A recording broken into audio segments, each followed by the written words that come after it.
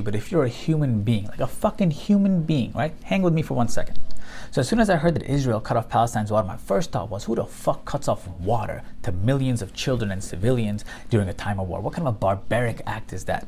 And my second thought was, wait, why the fuck does Israel control Palestine's water? And a brief search got me to this fucking article by Amnesty International titled The Occupation of Water. All right.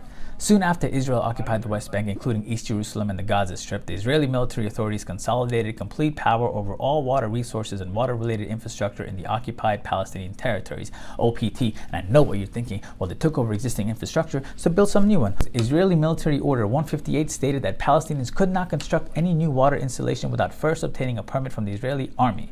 Since then, the extraction of water from any new source, the development of any new fucking water infrastructure would require permits from Israel, which are near impossible to obtain. It gets fucking better. They are unable to drill new water wells, install pumps, or deepen existing wells, in addition to being denied access to the Jordan River, right?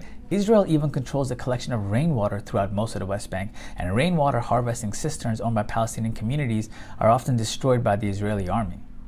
As a result, some 180 Palestinian communities in rural areas in the occupied West Bank have no access to running water. They don't have access to fucking running water, bro. What the fuck is going on here? Because the resulting disparity in access to water between Israelis and Palestinians is truly staggering. Water consumption by Israelis is at least 4 times that of Palestinians living in the OPT.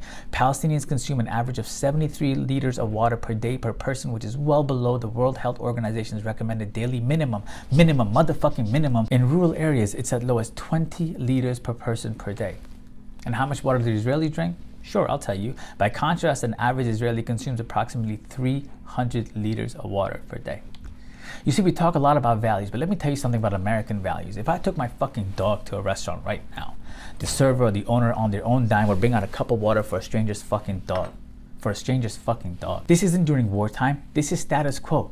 What kind of an insidious, fucking sick fucking government will make it a point to make sure, intentionally, that an entire population stays thirsty? People out here talking about freedom, voting rights, passports, airplanes.